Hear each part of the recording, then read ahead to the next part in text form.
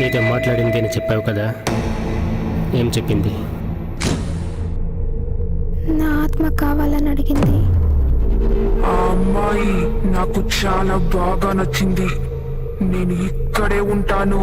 మీరు ఇంట్లో ఉంటే తను ఇబ్బందిగా ఫీల్ అవుతుంది, అందుకే మిమ్మల్ని భయపెట్టింది. ఆ ఆత్మ ఈ ఇంటికి ఎలా వచ్చింది సార్? నా చిన్నప్పుడే మా అమ్మ నాన్న పోయారు.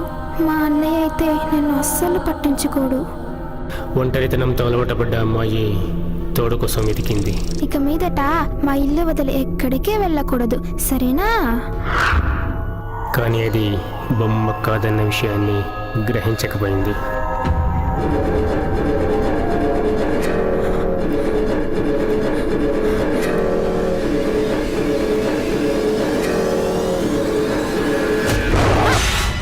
అమ్మా, ఎందుకు నన్ను వదిలి వెళ్ళిపోయావు? నేను పుట్టగానే నీకంతా భారం అయిపోయానా? నువ్వు వెళ్ళేటప్పుడు నన్ను కూడా తీసుకెళ్ళిండొచ్చు కదమ్మా. శారీరకంగా ఏర్పడిన బంధాలు ఏది శాశ్వతం కాదు. ఆత్మలు కలవడం వల్ల ఏర్పడిన బంధాలే శాశ్వతం.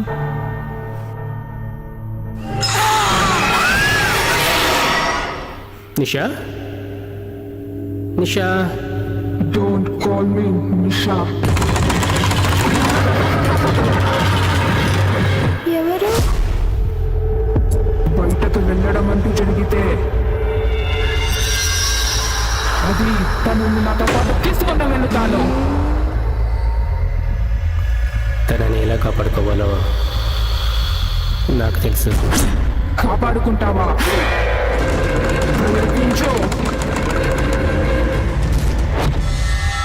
ఉగ్రమీరం మహావిష్ణుం జ్వలంతం సర్వతం ముఖం నృసింహం భూషణం భద్రం మృత్యుం మృత్యుం నమామ్యహం.